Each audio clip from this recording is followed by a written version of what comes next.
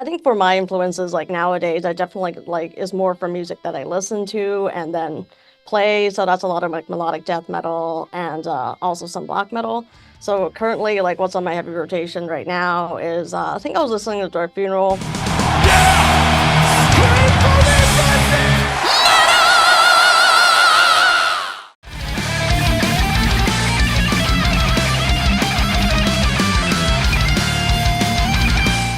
Jess of KAYAS, thank you so much for your time today. I really appreciate it. Exciting times because By the Moon and the Stars is coming soon, coming out August 2nd. How are you feeling right now? Pretty good. Having a great day. So, debut album coming out is always special. I mean, obviously, but it's also like, these songs have been yours for such a long time. They were not written yesterday. Some of these songs date back a few years. And now it's finally going to come out, which also means that you have to share it with everybody, and everybody can listen to it and react to it. Is that 100% exciting, or is that also a little scary at the same time? It's pretty exciting, I would say, but of course, it's scary to share anything that's like personal to you. At least for Yeah. me, like I've been doing art, not just music, but also like visual arts, like since I was a kid. And yeah, no, like even as an adult now, it's still like nerve-wracking to share your creations. But no, it's been a long time coming. Like, band was formed in 2018, and it's Yeah. 2024, so it has been a long time coming. And yeah, I'm super excited to share a debut album with everyone.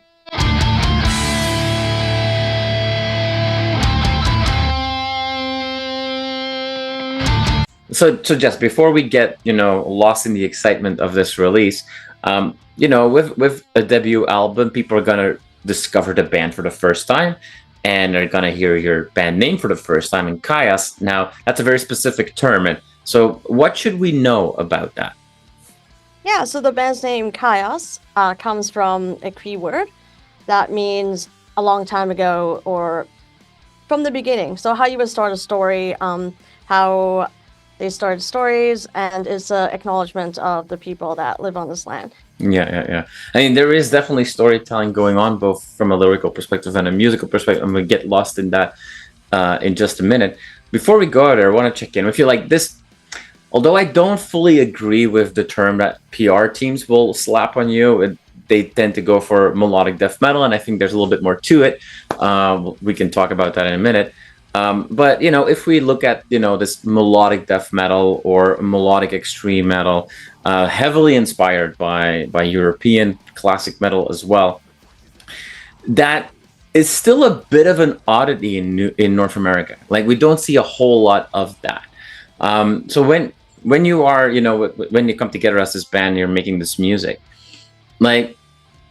Do you in the Vancouver scene has been doing really well. We've seen a lot of exciting bands, both on the more traditional and the more extreme side. But playing this more like unique twist on metal, do you feel right at home in the Vancouver scene? Like, do you feel accepted, or are people still kind of looking at you, goes like, "Huh, you guys do something different"? I think for sure we feel very accepted. The Vancouver metal scene is very inclusive, and there's definitely a lot of community. And there's also a lot of melodic bands, like a melodic aspect of bands. We played with quite a bit of bands like Hyperia and Mm-hmm. Adivisia that have a lot of like melody and a lot of that like that hooky kind of songwriting structure, and that's definitely something that has made me feel like very excited about. So yeah, I would say for sure.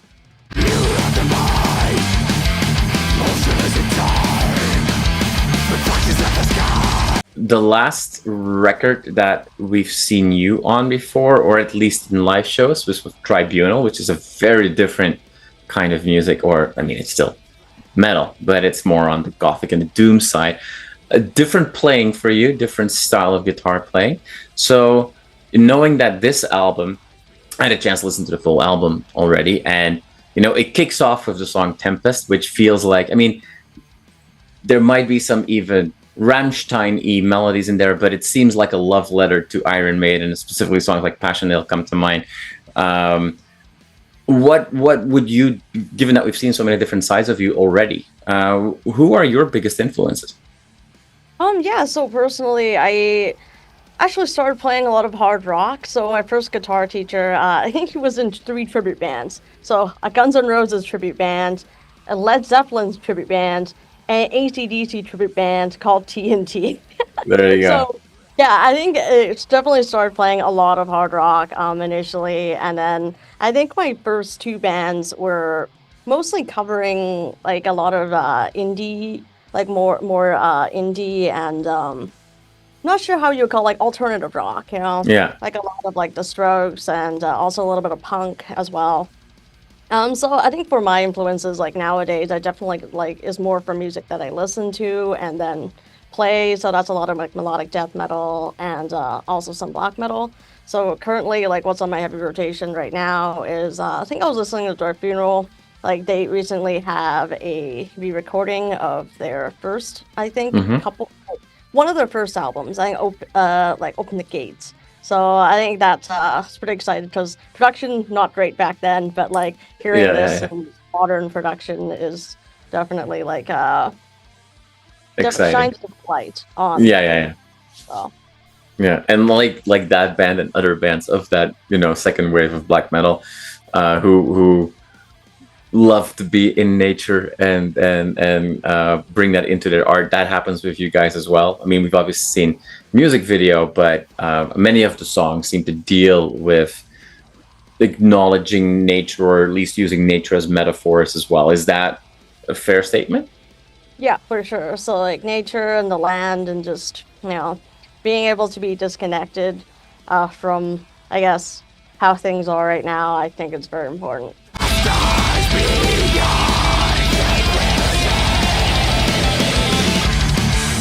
I don't believe that this album is a like old school concept album, if you will, but the way that the music flows, it does seem like the music itself tells a story. I think it's what is it? For a Star slows things down at some points, but it kind of feels like it wraps up the first part of the album, and with Lightless, we kind of kick off a little bit more of a eclectic part two. Is there a was there a specific musical thread that we should see there? Is there a story being told, or am I just projecting here? Yeah, so By the Moon and the Stars wasn't initially a concept album, as in we had thought of the concept before we had started writing these songs. It just happened to be the songs that we had been, writing and performing as a band for these Mm-hmm. years since we had started the band. And initially, like, we came up with the concept meaning, like a journey, right? A journey by the moon and the stars, a journey with navigating by nature. So like on the album cover, that's a swallow, and they're birds that are known that they're birds that sailors definitely look for like, oh, land is coming, right? Because when Mm-hmm. you see a swallow. So I guess that's kind of where the idea came from, and that kind of being like a journey through the album.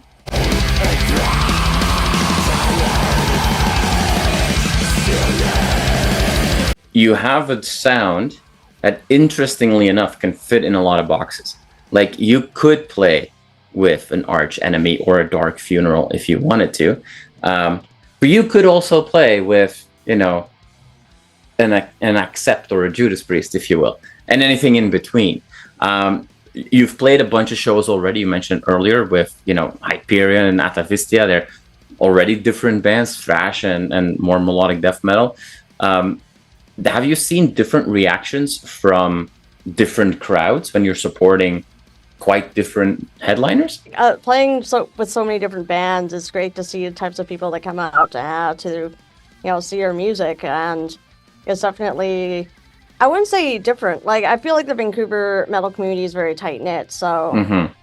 people definitely appreciate different types of music, and I wouldn't really see a different reaction. Like people are very excited to see different kinds of music and kind of get out of what they normally listen to. Yeah, yeah, yeah.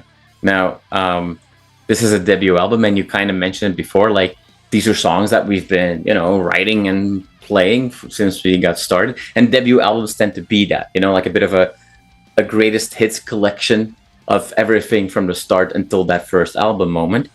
Now that album's gonna come out, which means that people are also going to expect a follow-up album to come way sooner than the time you took for the first album.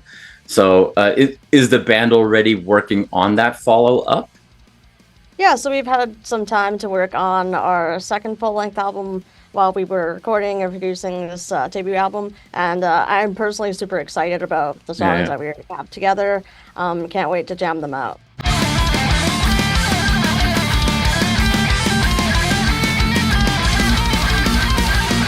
Are there specific elements that we hear in this album that we're gonna hear more of on the second album? Like what's good? What's gonna be that musical journey?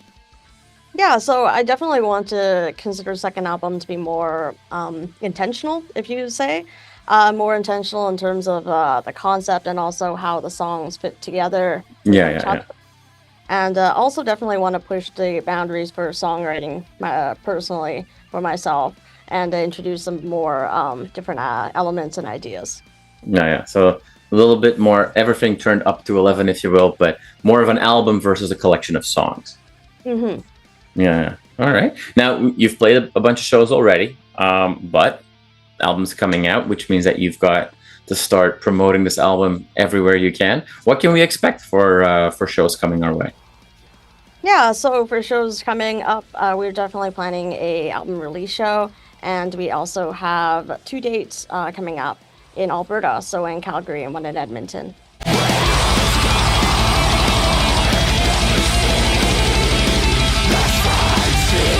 I'm really excited for the band to get this milestone. I really hope that not just yourself and but the whole band take that moment to appreciate that, because a band only releases a debut album once.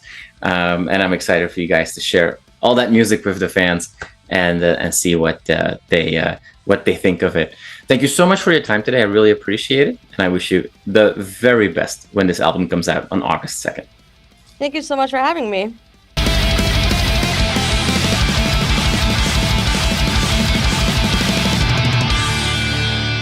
You are awesome for watching this video. Click right here to see more content like it and subscribe to the channel.